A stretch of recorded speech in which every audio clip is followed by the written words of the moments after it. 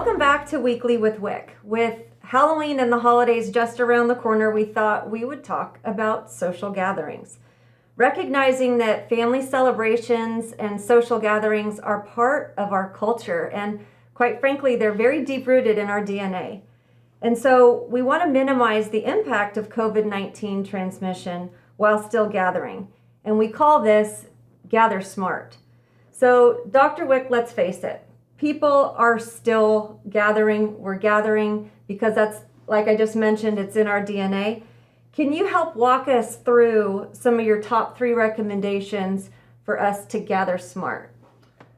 Yes. Last week, the California Department of Public Health released guidance documents for private gatherings.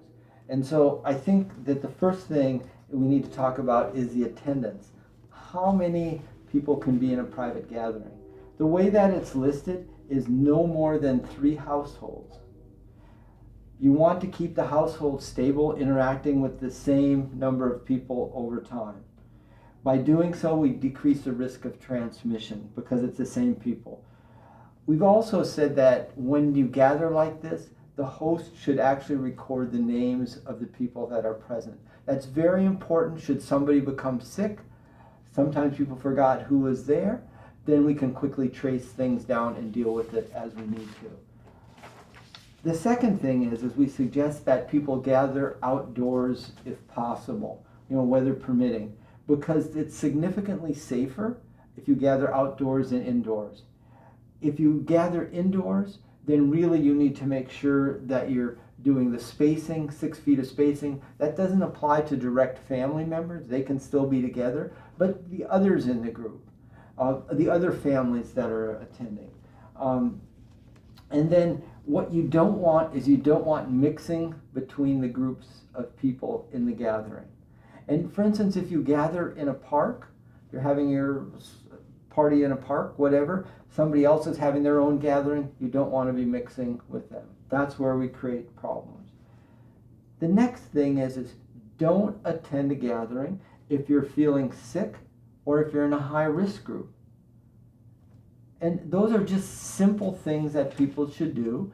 And if we do those, then although it's not perfect, it's much safer than if you don't. And again, as you already alluded to, we're social beings. People want to get together, so let's be smart about getting together. If we look at the food service that happens, what we would suggest is that people not share food. In other words, it's best not to have a buffet set up and stuff, because what's going to happen is you're going to be touching common utensils. And although the virus does not live very long on those types of surfaces, it may live long enough that you touch your face, whatever, and it's a problem. Should you wear a face covering? You actually should, because again, you're trying to protect people from giving them something in this situation. If it was just your own family that you've been with, that's one thing. But if you're having 3 different households, 3 different families, it's really best, particularly if you can't maintain that distancing. I know I heard you say the new recommendation for a social gathering is less than 3 families at a time. So I've heard it also say that that's a quarantine, if you will. Correct. So kind of keeping into your own bubble mentality. So no more than 3 families. We don't want to commingle those 3 quarantines with other teams, if you will. Food not buffet style, probably more individual servings. If you're symptomatic or having any symptoms, to not engage in that social gathering. Obviously, observe normal social distancing parameters. Frequent hand washing, I know you've mentioned that before, and then also, ideally, masking. Correct. Did I miss any? No, you've got them all. Okay, we did it. And I have to tell you, we've spent countless hours going over this with the state of California before they came to this conclusion. This was not an easy thing, but it's based on least amount of disease transmission. Okay, well that leads us into the next question. So what have we learned from other counties and even other countries that have been very successful and very dramatic with their dramatic reduction in COVID-19 transmission by using this sort of mentality of quarantine or stick within your bubble? We've seen that that's been very successful both in the United States and internationally. But now what's happening is, again, we've talked about this COVID-19 fatigue. People are starting to go hog wild, and they're just sort of ignoring this advice. And we're seeing this huge uptick in cases in those countries who have actually been very successful, which is very sad. It's very sad. And so as long as people adhere to this guidance, and the thing is if we can make it so it's not so restrictive that people can live with it, it's something they'll put up with. If we make it so restrictive, then they're not going to abide by anything. But at least if we can give them some ground rules that they can live with, we're more likely to be successful. I think that's one of the big things we've learned from all the countries who are having a resurgence. Let's give people a little and hope that by giving a little, we save a lot. Right, exactly. Minimizing the COVID fatigue, because it is a very real phenomenon.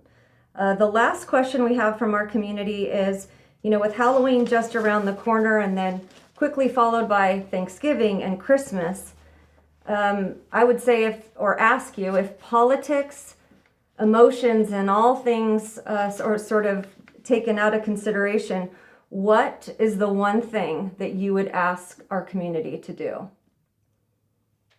That's a big question, Linda. Pick one. I think that the biggest thing that I would ask them to do is adhere to the advice we just gave them regarding social gatherings. That will have more impact than anything else, because the majority of the cases in our community have been from social gatherings. So if we can change that behavior, we've made a huge dent in COVID-19, and we can hopefully move in a more positive fashion to a less restrictive tier. So you're asking us simply to gather smart. That's exactly right. That's fair. So, Lindsay, as we're talking about the upcoming holiday season, why don't we talk about the nearest holiday coming up to us, which is Halloween. There's a lot in the community that people are concerned about. This is a tradition. People get out there with their kids, and people have been cooped up for so long. What are you going to do to make it work? Well, I will tell you that there's a lot of things that are being done out there that are going to be different this year than every other year. We just recently had a very successful spooktacular. In addition to that, I'd just like to talk about a couple of safe ways that you can celebrate Halloween. One is you can have an online party, costumes, pumpkin carving, things like that. We can have the car parades. That's reasonable and safe. If you have a car parade, then what happens is individuals can dress up, go buy in a car, have judges stand outside and look at them and vote for them, something like that. You can have drive-in events where individuals receive a treat bag limited to something that was commercially packaged for them, and or non-perishable treat. And then things like that. You can dress up homes and yards with Halloween-themed decorations. You can have Halloween movie nights at drive-in theaters. Unfortunately, we don't have a drive-in theater right now. And then there can be Halloween-themed art installations at museums, things like that, that are allowed to be open. There are some things that we actually have to discourage for Halloween. The door-to-door trick-or-treating is not recommended because it's really difficult to maintain the proper physical distancing on the sidewalks, porches, and front doors. Who as a kid doesn't want to run to that bucket of candy? All of them do at the same time. So we really need to have that physical distancing. It's also discouraged to have trunk-or-treating, where children go from car to car to receive treats, because there, it's difficult for them to have their physical distancing. So I think those are some simple things that we've said that a person can do for Halloween. You can still enjoy the festivities, but do it in a safe way. Well, we appreciate the creative solutions and suggestions. Thank you. So I appreciate your time as always. And, Love Local is a weekly podcast to create community information and awareness and to provide real-time, transparent communication and information and facts. And the whole goal is to keep us on the lowest tier possible, which means our kids stay in school and our local businesses stay open. So thank you for joining us this week with Weekly with WICK. And we strongly believe that an engaged community is a vibrant community. And this episode was brought to you in part, by Expect More Tehama and our friends at the Foundation of Northern California. So be sure to follow us on Facebook, Instagram, and even check out the website, Expect More Tehama. And if you have any comments or questions, DM us on those same social platforms. Thank you.